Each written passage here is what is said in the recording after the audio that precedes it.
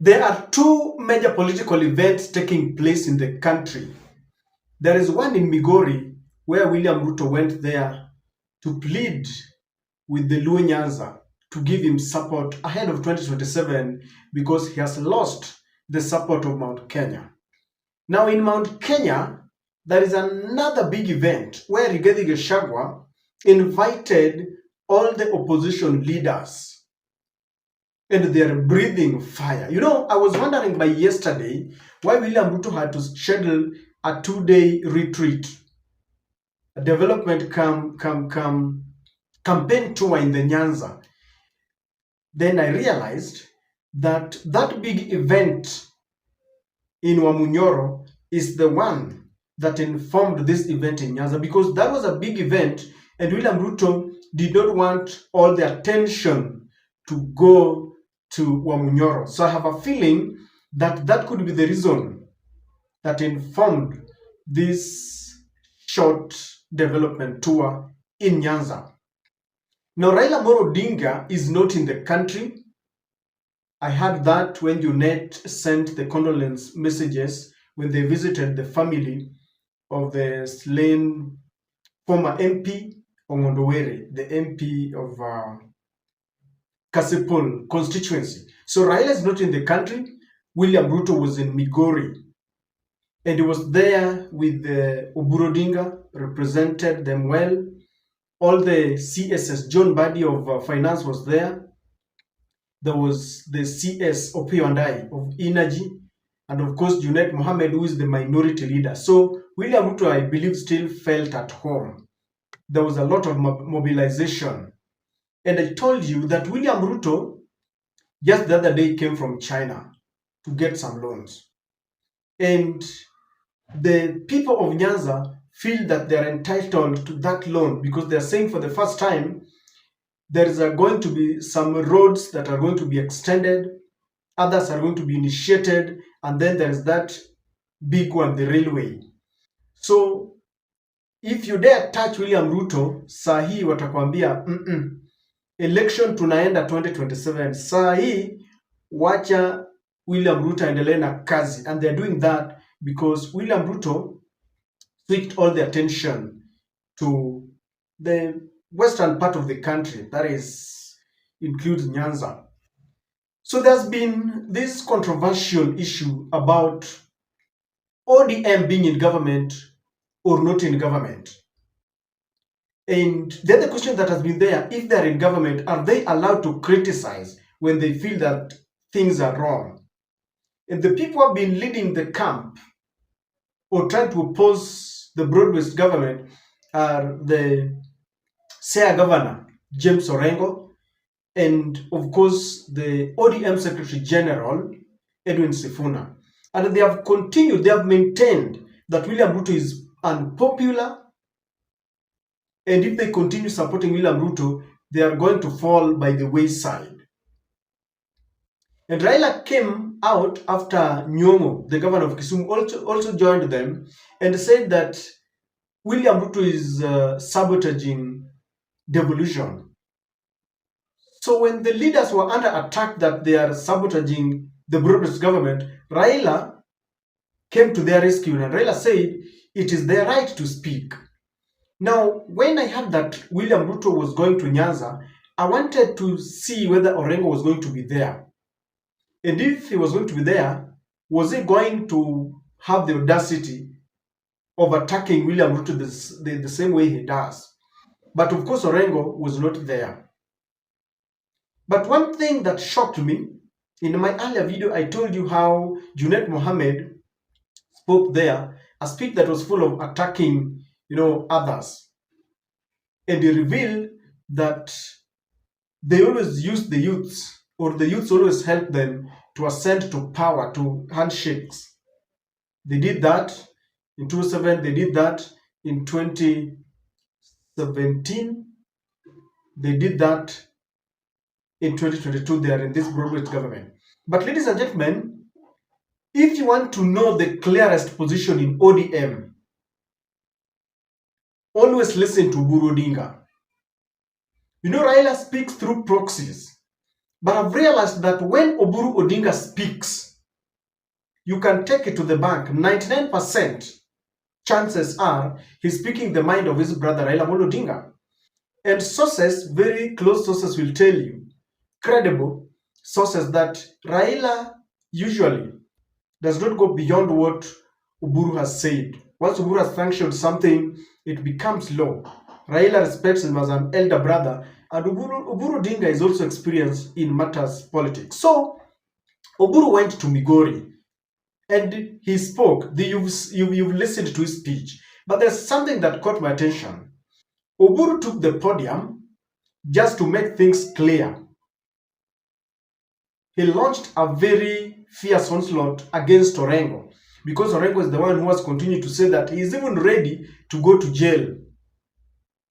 So Oburu took his time, and after attacking Orengo and making things clear, he said, "Your Excellency, that is all I have to say." Meaning, Oburu flew all the way from Nairobi to land in Migori just to ensure that he makes things clear, explicitly telling William Ruto that they're with him.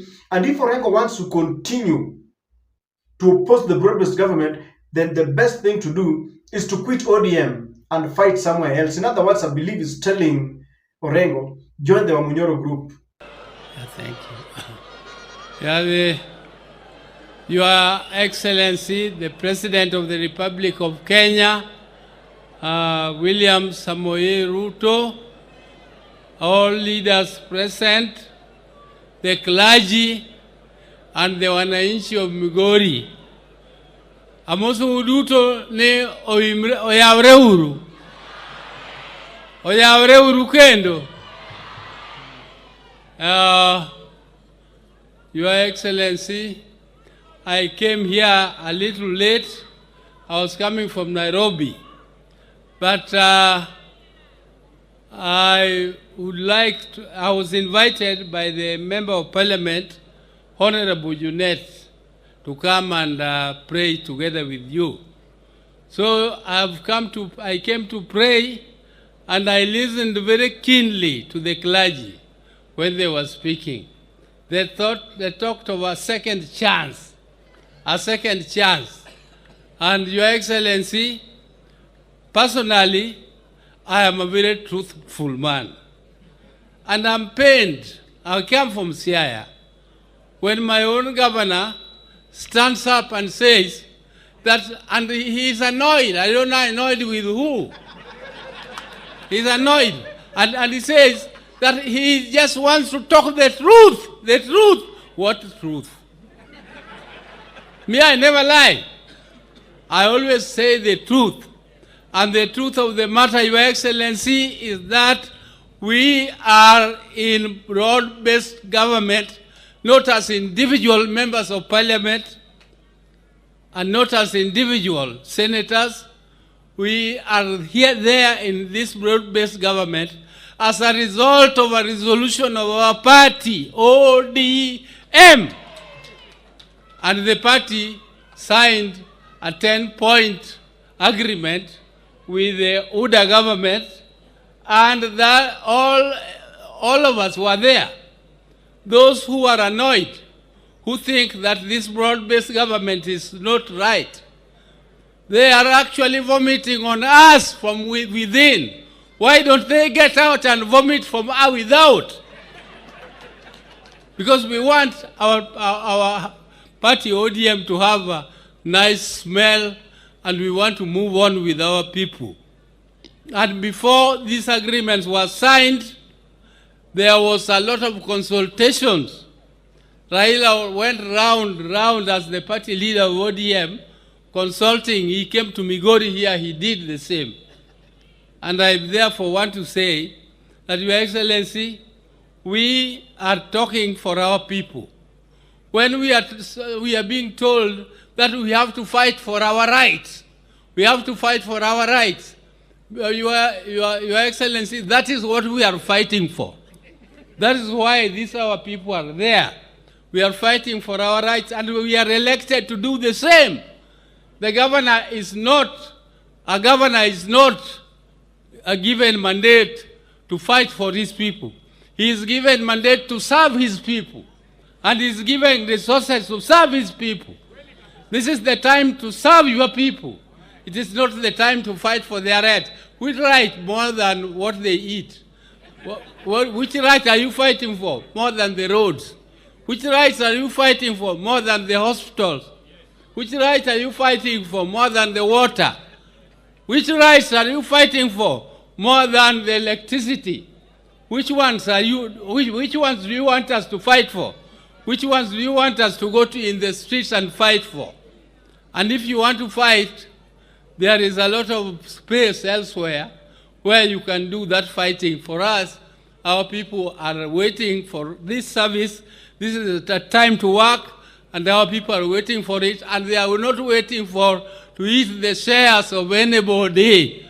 We are going to eat our shares, which are given to us rightfully because we are taxpayers. Like any other Kenyan, we are also taxpayers, and our people have a right, and I don't know where else you want to fight. We are fighting for that in the Senate. We are fighting for that in Parliament. We are fighting for that with His Excellency, the President, who is seated here, is the head of the executive. So let him do his part, and let the governors also do their part, and let us serve our people. When elections come, then those who are opposed to what we are doing, let them come up, and people will fairly compete in a democratic space created by our Constitution and by the rule of law. So that, Your Excellency, that's all I want to say. I thank you very much, and the clergy, asante sana for the preaching, and asante. Thank you. Listen to that speech. You'll agree with me that Oburu cannot just wake up and speak things from his mind. I believe they must have had phone calls with Raila Odinga. Raila must have sent him. Of course, he's telling us that he was given an invitation by the area member of parliament, Junet Mohammed, who doubles up as the minority leader in ODM. But something tells me that there must have been communications when a president goes to that area and Raila is not there. The only person who spoke very clearly without mincing words is Oburu Odinga, and is the only one who can do that in the absence of Raila Odinga. So I want to believe that this is the clearest position of Raila Odinga, that if Orengo is dissatisfied within ODM, then he can quit and seek fresh mandate with another party. That is what David Ochieng did. After looking at the ground, and he had worked so well, and he had a relationship with the people, he said, now elect me on my development record. So they are telling Orengo to quit. But something also tells me that since they really want William Ruto to initiate those development projects between now up to 2027, they want to lie low because they are milking. You've seen Oburu Odinga says that they are not taking anybody's share. They want their own shares. And so during the milking process, those who rear cows, especially dairy cows, you'll be told, or they will tell you, that sometimes when you want to milk, you'll even give them the salt to lick. So as the dairy cow licks salt that is especially made for them, you milk very easily. So it seems they want to pacify William Ruto. They understand that William Ruto needs their votes. And they are also taking that advantage, taking cognizance that they have always complained that William Ruto rigged and took away their victory. So they're saying, hapa tunapo hatuendi election kesho. So they are milking, and maybe they just want to pacify William Ruto. It is a win-win situation, the symbiotic relationship. I need your votes. I'm giving you projects. Because they're a mix-up. We don't know. They're blowing hot and cold. But when you hear Oburu Odinga speaks, and he speaks very certainly, you know that he means what he says. He's the one who asked when Gen Zs wanted to kick William Ruto out. They said, you want Ruto to go. Go where?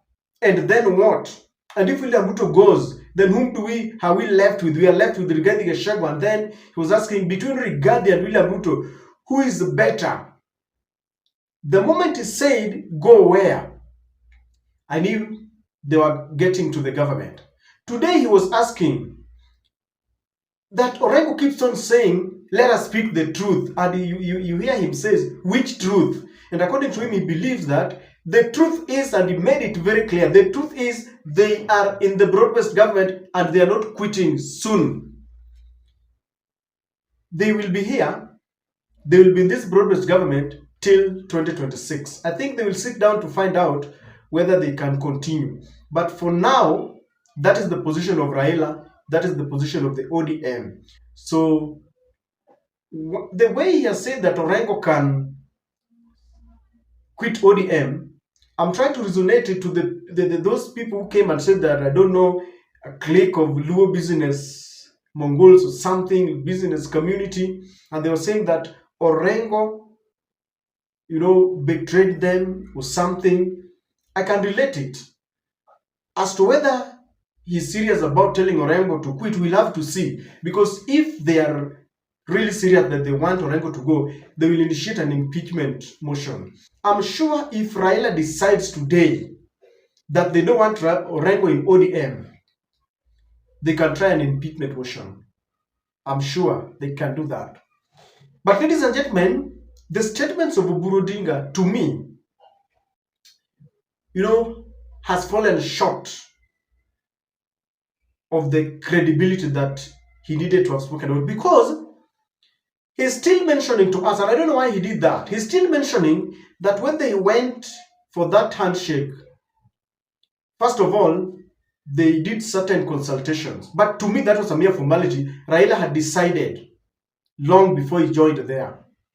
That was just to take people around.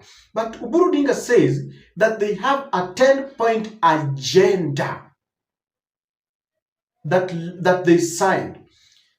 Among the points in that agenda is the government to stop extrajudicial killings. Yesterday you saw the ODM themselves crying, and they were saying that they read mischief in the death of the former member of parliament, Ongondowere. And they're saying that there is a possibility of foul play and sabotage. And they're accusing this government. They were even saying that when they signed the 10-point agenda that Oburu is talking about, they never signed that their people should be killed. And a member of parliament whom we believe has got enough security is killed just like that.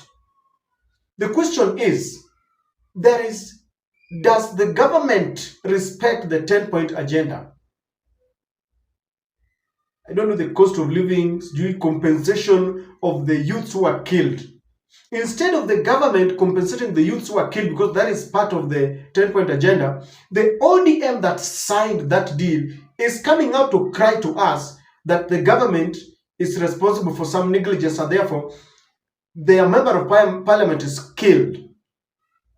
And that's why I'm telling you that when Oburu tells us that he's talking about a 10-point agenda, we should be talking about whether there is implementation. Obviously, there is no any implementation.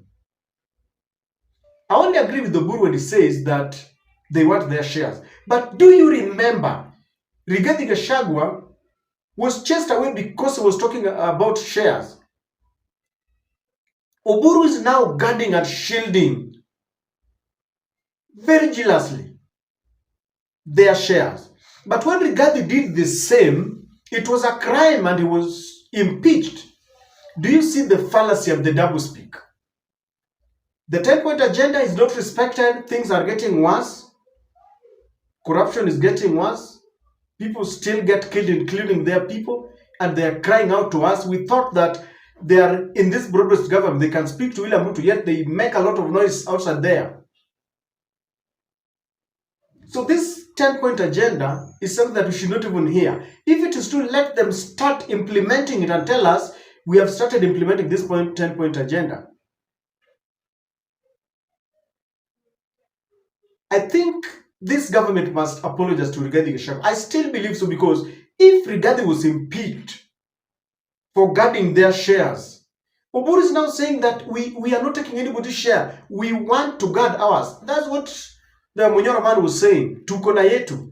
And Munyoro said that wale ambao wali invest lazima wakule. Sipokuwa alikuwa anaongea ni kana kwamba anataka kublock wengine. But ladies and gentlemen, that is it.